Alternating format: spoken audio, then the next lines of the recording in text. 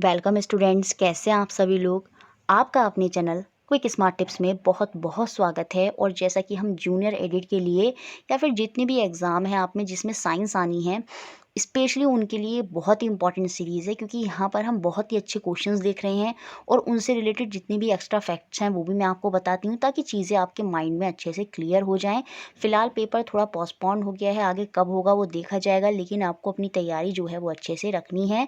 ठीक है, तो चलिए शुरू करते हैं। आज फिर से हम कुछ बायोलॉजी के ही क्वेश्चन देखेंगे, क्योंकि बायोलॉजी का सेक्शन बहुत ज़्यादा इंपॉर्टेंट है और बहुत ही अच्छे क्वेश्चन यहाँ से बन जाते हैं। तो पहला क्वेश्चन है यहाँ पर, the bright attractive part of a flower is.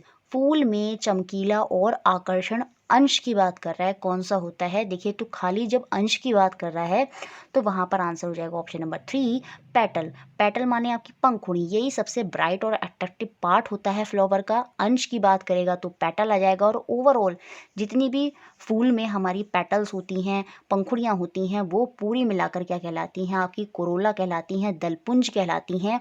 और बाकी जो सेपल्स होता है, ये जो सेपल बाह्य दल होता है, जैसे आपने देखा होगा जब फूल कली की फॉर्म में होता है तो उसके ऊपर ग्रीन कलर की कवरिंग होती है, और बाद में जब फूल खुल जाता है तो जो ग्रीन कलर की कवरिंग है वो बाहर की तरफ फैल जाती है, और वही आपका सेपल होता है, बाह्य दल होता है। तो वो तो अट्रैक्टिव पार्ट होगा नहीं। तो आंसर यहाँ पर करोला और पेटल में कन्फ्यूज़न करेगा, क्योंकि इसने अंश पूछा है, एक पार्ट की बात कर रहा है, तो वो आपका पेटल हो जाएगा। और ओवरऑल बोलेगा तब हमारा आंसर करोला होता। उसमें हमारी सारी पेटल्स अंदर आ जाती हैं, जिन्हें हम आपकी पंखुड़ियाँ कहते हैं। तो ऑप्शन सी यहाँ पर बिल्कुल सही था। नेक्स्ट क्वेश्चन है, कॉलेरा इज कॉज्ड बाय। ये बहुत कॉमन क्वेश्चन है और बहुत ही कॉमनली हम इसमें मिस्टेक भी करते हैं। तो याद रखेंगे, जो कॉलेरा होता है जिसे हम हिंदी में हैज़ा बोलते हैं, ये किसकी वजह से होता है। तो ये बैक्टीरिया की वजह से होता है। और कौन सा बैक्टीरिया होता है, तो वो होता है आपका विवरियो कॉलेरी नाम का बैक्टीरिया होता है, जिसकी वजह से कॉलेरा हो जाता है, हैज़ा हो जाता है। इसमें क्या होता है कि हम गंदगी वाला पानी पी लेते हैं, या फिर जैसे किसी ने अगर कहीं पर वॉशरूम टॉयलेट वगैरह कर दिया है, तो वहाँ से जो बैक्टीरिया हैं वो आपके संपर्क में आ जाते हैं, और फिर आप किसी और के संपर्क में आते हैं। तो इस तरह से ये जो कॉलेरा है वो फैलता चला जाता है दूषित पानी पीने से। तो ये बैक्टीरिया होता है विवरियो कॉलेरी, जिसकी वजह से कॉलेरा हैज़ा जो है वो हो जाता है। इसमें खून की उल्टियाँ आती हैं, वॉमिटिंग होती है, पेचिस हो जाती है, आपको बहुत ज़्यादा लूज मोशन होंगे। ये सारी प्रॉब्लम आपको कॉलेरा नाम की बीमारी में देखने को मिलेंगी। Next question, question number 3, plant that produce their own food are called. पौधे जो अपना खाद्यान्न खुद बनाते हैं वो क्या कहलाते हैं। तो वो सिंपली आपके ऑटोट्रॉप्स होते हैं। जैसे प्लांट फोटोसिंथेसिस में अपना खाना खुद बनाते हैं, तो वो ऑटोट्रॉप्स हैं, किसी दूसरे पर या दूसरे प्लांट या एनिमल पर वो डिपेंडेंट नहीं हैं। जबकि जो हेट्रोट्रॉप्स होते हैं वो किसी दूसरे पर डिपेंडेंट होते हैं। जैसे हम भी हेट्रोट्रॉप्स के अंदर ही आते हैं। क्यों? क्योंकि हम प्लांट या अदर एनिमल पर डिपेंडेंट हैं अपने भोजन के लिए। सैप्रोफाइट्स वो होते हैं जो सड़े गले जानवरों को या पौधों को उनको खाते हैं, वो आपके सैप्रोफाइट्स हो जाते हैं। जैसे फंगाई वगैरह हो गए तो वो आपके सैप्रोफाइट्स होंगे। पैरासाइट वो होते हैं जो किसी होस्ट की बॉडी पर पूरी तरह से डिपेंडेंट होते हैं, उन्हीं से अपना पोषण लेते हैं और बदले में उनको कुछ नहीं देते। जैसे हमारे सिर वगैरह में लाइस हो जाती हैं, जू वगैरह हो जाती है, खटमल वगैरह हो गए, वो सब पैरासाइट्स हैं। क्यों? क्योंकि वो होस्ट की बॉडी से क्या करते हैं, अपना भोजन लेते हैं, न्यूट्रिएंट्स लेते हैं, और बदले में उनको कुछ कुछ भी नहीं देते हैं। सेम ऐसे ही प्लांट में आपकी अमरबेल हो जाती है, जो किसी प्लांट पर चढ़ जाती है और बदले में उसको कुछ नहीं देती, तो वो आपके पैरासाइट्स होते हैं। टोटली होस्ट पर टोटली आपके जो होस्ट होता है उसके ऊपर डिपेंडेंट होते हैं। तो यहाँ पर आंसर आपका ऑटोट्रॉप्स था। बाकी भी आपको अच्छे से क्लियर हो गए होंगे। नेक्स्ट क्वेश्चन है, flowering plant that bear flower fruit and seed are called. फूल, फल तथा बीज धारण करने वाले जो प्लांट्स हैं उनको हम क्या कहते हैं। तो उनको हम एंजियोस्पर्म बोलते हैं। यहाँ पर नग्न बीजी जो सीड है वो नेकेड सीड की बात नहीं हुई है, नहीं तो आंसर जिम्नोस्पर्म भी हो सकता था, लेकिन आंसर होगा यहाँ पर एंजियोस्पर्म। एंजियोस्पर्म देखिए, जो प्लांट हैं वो दो कैटेगरी में बंटते हैं। वैसे तो बहुत सारी कैटेगरी हैं, लेकिन मैं यहाँ पर जो जिनके अंदर फ्लावर होते हैं उनकी बेसिस पर जिनके अंदर सीड होंगी उनके बेसिस पर दो कैटेगरी में बांटे जाते हैं। एक होते हैं आपके जिम्नोस्पर्म और एक होते हैं एंजियोस्पर्म। जिम्नोस्पर्म वो होते हैं जो नग्न बीजी होते हैं, जिन फ्रूट्स में जो आपको बीज है ना वो बाहर ही दिखाई देंगे, जैसे स्ट्रॉबेरी। स्ट्रॉबेरी में जो बीज है ना वो आपको बाहर ही दिखाई देगा। और इस तरह के जो प्लांट्स हैं वो हिल्स एरिया में ज़्यादा पाए जाते हैं। क्यों? क्योंकि वहाँ अगर बीज बाहर भी होगा तो उनको खतरा नहीं होता किसी अदर प्लांट या एनिमल से कि उनका जो बीज है वो खराब हो जाएगा। तो वो जिम्नोस्पर्म है जिन्हें हम नग्न बीजी भी बोलते हैं। नेकेड सीड वहाँ पर देखने को मिलती है। लेकिन नॉर्मली सीड की बात करी जाए जो फ्रूट्स के अंदर अच्छे से ढकी हुई होती है तो वो आपकी एंजियोस्पर्म होती हैं। तो यहाँ पर जो आंसर होगा वो होगा आपका एंजियोस्पर्म। इसके अलावा जिन प्लांट्स में सीड्स नहीं होती वो अलग से कैटेगरी में होते हैं, जहाँ पर हम ब्रायोफाइटा, टेरिडोफाइटा वो सारा जो पढ़ते हैं वो अदर सेक्शन हो जाता है। तो फिलहाल आंसर यहाँ पर था option number D. Next question है aquatic and insectivorous plant are, जलीय तथा कीट भक्षी पौधा। देखिए ये तीनों के तीनों कीट भक्षी ही हैं, लेकिन एक यहाँ पर एक्वेटिक है, जलीय है, और वो कौन सा है? वो है आपका यूट्रिकुलेरिया। ये जो यूट्रिकुलेरिया होता है ये आपका जलीय होता है और इंसेक्टिवोरस तो होता ही होता है। ड्रोसेरा भी आपका इंसेक्टिवोरस होता है, बड़ा ब्यूटीफुल होता है देखने में, आप नेट पर सर्च कर देखेंगे।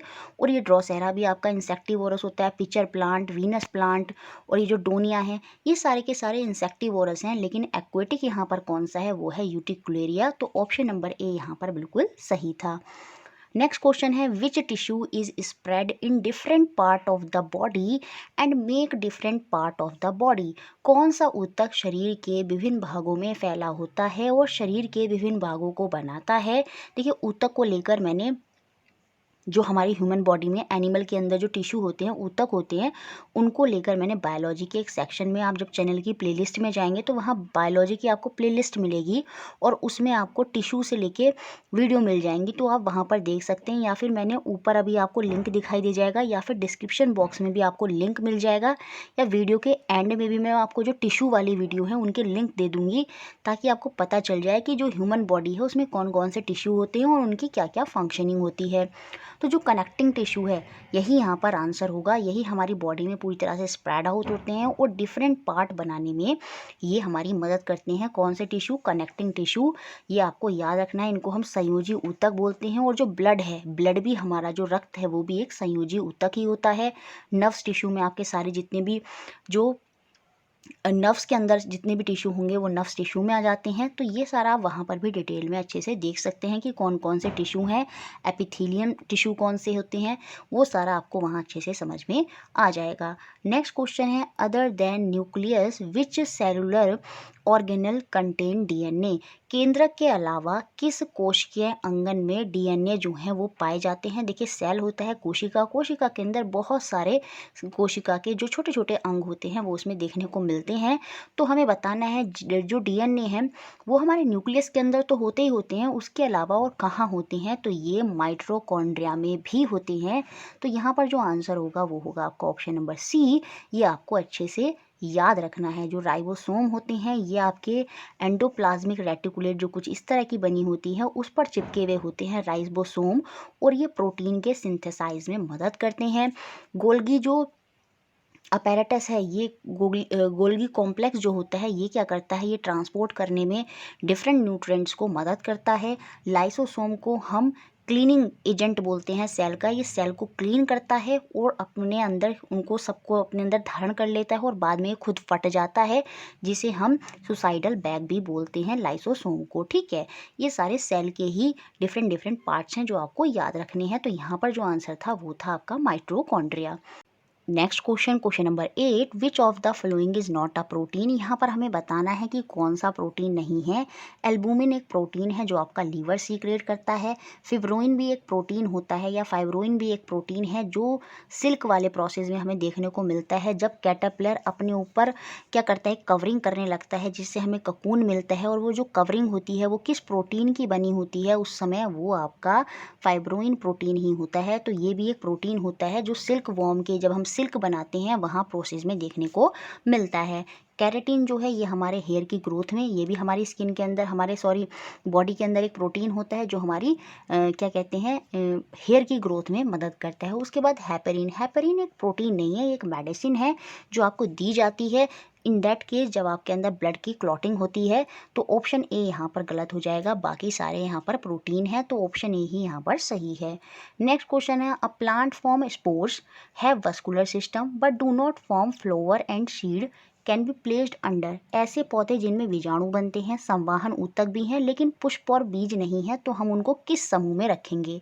अभी मैंने बताया था जो फ्लावर और सीड वाले होते हैं उनमें दो कैटेगरी हमने पढ़ी थी, एंजियोस्पर्म और जिम्नोस्पर्म। इसके अलावा जिनमें फ्लावर और सीड नहीं होते वो अलग से कैटेगरी में बांटे जाते हैं और उनमें वो तीन कैटेगरी में बांटे जाते हैं। एक होते हैं आपके थैलोफाइटा, थैलोफाइटा के अंदर आपका आता है शैवाल, एल्गी।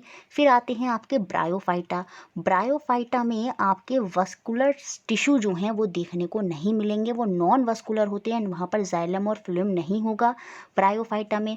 लेकिन जो टेरिडोफाइटा होते हैं ये आपके वस्कुलर टिश्यू होते हैं, इनमें वस्कुलर सिस्टम देखने को मिलता है भले ही चाहे इनमें फ्लोवर और सीड ना हो। तो यहाँ पर जो आंसर है वो आपका ऑप्शन नंबर सी होगा, टेरिडोफाइटा।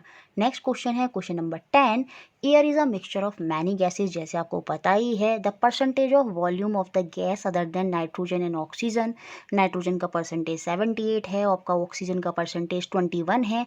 उसके अलावा भी जो हमारी एयर है उसमें कार्बन डाइऑक्साइड है, मीथेन है, CH4 है, आर्गन है, ओजोन है, O3 है, वाटर वेपर है, ये सारा है। तो हमें बताना है ये जो नाइट्रोजन और ऑक्सीजन है उसके अलावा ये जो carbon dioxide, methane, argon, ozone, water vapour हैं, ये सब कितने परसेंटेज में है? तो 78 और 21 में तो यही हो गए, तो बचा हुआ परसेंटेज कितना रह जाएगा आपका? अप्रॉक्स 1% हो जाएगा। यहाँ पर answer option number second. Next question है क्वेश्चन नंबर 11, बहुत सिंपल है, बहुत पेपरों में बहुत जगह आपने ये क्वेश्चन देखा होगा। मार्स गैस हम किसको बोलते हैं? तो सीधा सा आंसर हो जाएगा आपका मीथेन, मीथेन को हम मार्स गैस भी बोलते हैं। नेक्स्ट क्वेश्चन है, entamoeba histolytica cause which of the following disease. Entamoeba histolytica से होने वाले रोग का नाम, ये हमारे पेट के अंदर ये जो बैक्टीरिया है हमारे अंदर फॉर्म हो जाते हैं और इनसे कौन सी डिजीज हो जाती है? वो होती है डायसेंट्री, पेचिस नामक बीमारी यहाँ पर हो जाती है। एंट अमीबा हिस्टोलिका जो बैक्टीरिया है जब आपके स्टमक में चला जाता है, तो ऑप्शन नंबर बी यहाँ पर बिल्कुल सही है। मलेरिया जो है वो हमें प्रोटोजोआ से होती है। पीलिया जो है वो बताइए किससे होता है? ये आपको कमेंट बॉक्स में बताना है कि जॉन्डिस किससे होता है और टाइफाइड जो है वो किससे होता है, ये दोनों आप कमेंट बॉक्स में हमको बताएंगे। नेक्स्ट क्वेश्चन है, symbiotic association of algae and fungi is called. शैवाल और कवक के परस्पर सहयोग से बने सहजीवी पौधे को हम क्या कहते हैं? ये बहुत इंपॉर्टेंट क्वेश्चन है। इसे हम लाइकेन बोलते हैं और ये वही लाइकेन है जिससे हमें ब्लू और रेड लिटमस पेपर मिलते हैं, जिनका हम केमिस्ट्री में यूज़ करते हैं पता लगाने के लिए कि कौन हमारा एसिड है और कौन हमारा बेस है। एज अ इंडिकेटर, सूचक की तरह कार्य करता है ये लाइकेन से बने लिटमस पेपर जो होते हैं। तो सिम्बायोटिक रिलेशनशिप मतलब जब दो जन एक दूसरे पर डिपेंडेंट होंगे। जैसे मैं ये कहूँ कि तुम मुझे खाना दे दो, बदले में तुम सारी साफ़ सफाई कर देना, मतलब हम सारी साफ़ सफाई कर देंगे। तो इस तरह से उन्होंने एक बीच में रिलेशन बना लिया। तो इस तरह का रिलेशन किन दो के बीच में देखने को मिलता है? वो होता है आपका एल्गी और फंगाई में। और ये कहाँ देखने को मिलता है? लाइकेन में। लाइकेन में जो एल्गी होता है वो खाना बनाता है और फंगाई जो होता है वो उसको अदर न्यूट्रेंट देता है। तो एक दूसरे से इनका रिलेशन बन जाता है जो हमें लाइकेन में देखने को मिलता है। तो ऑप्शन नंबर सेकेंड यहाँ पर सही है। नेक्स्ट क्वेश्चन है, fibres of cotton are obtained from. कपास के रेशे प्राप्त होते हैं कहाँ से? तो वो हमें सीड कोट से मिलते हैं, बीज चोल से मिलते हैं। तो ऑप्शन नंबर सी यहाँ पर बिल्कुल सही है। नेक्स्ट क्वेश्चन है, down syndrome is cause due to. ये जो डाउन सिंड्रोम बीमारी होती है ये किसकी वजह से हो जाती है? बहुत इंपॉर्टेंट क्वेश्चन है। इसे हम दूसरे नाम से भी बोलते हैं ट्राइसोमी 21। क्या बोलते हैं? ट्राइसोमी 21। इस डाउन सिंड्रोम में क्या होता है, जो 21st क्रोमोसोम होता है उसकी कॉपी हो जाती है और उसे ही हम ट्राइसोमी बोलते हैं बायोलॉजी में। तो ये हो जाएगा आपका ट्राइसोमी ऑफ 21st क्रोमोसोम। तो यहाँ पर जो आंसर होगा वो ऑप्शन नंबर बी होगा। और ये वही क्रोमोसोम्स हैं जो हमारे केंद्रक, सेल के अंदर जो केंद्रक है, न्यूक्लियस है, उसके अंदर पाए जाते हैं। और इन क्रोमोसोम के अंदर भी क्या होते हैं? वो होते हैं आपके जीन। ठीक है। नेक्स्ट क्वेश्चन है क्वेश्चन नंबर 16। एक डायग्राम दिया है और यहाँ पर जो ह्यूमन की आई है, मानव नेत्र है, उसके विभिन्न विभिन्न पार्ट्स दिए हैं और इनको हमें बताना है कि कौन सा पार्ट किससे रिलेट करता है। थोड़ा सा जूम आउट कर लेते हैं ताकि आपको अच्छे से समझ में आ जाए। देखिए यहाँ पर अगर मैं देखूँ तो ये देखिए आपकी आइज का स्ट्रक्चर है। तो इसमें जो ए पोर्शन है, ये जो किनारे पर हमें दिख रही हैं, ये आपकी सीलियरी मसल्स होती हैं। जब कभी हम अपनी आँखों को रगड़ते हैं तो यहाँ पर ये रेड रेड हो जाती हैं, तो ये आपकी सीलियरी मसल्स होती हैं। उसके बाद अगर मैं बी की बात करूँ तो ये दोनों तरफ क्या है, ये है आइरिस। और ये वही आइरिस होता है जो आपके कलर को डिफाइन करता है कि आपकी आइस का कलर कैसा है। बेसिकली वो होता क्या है, वो आपकी आइरिस का ही कलर होता है। जैसे किसी में ब्लू है, किसी में ब्लैक होता है और कुछ में ब्राउन भी होता है। उसके बाद जो ये सी है, ये आपका क्या बता रहा है, ये आपका लेंस बता रहा है। और आपका जो आइज होती है उसमें आपका कॉन्वेक्स लेंस जो है वो देखने को मिलता है।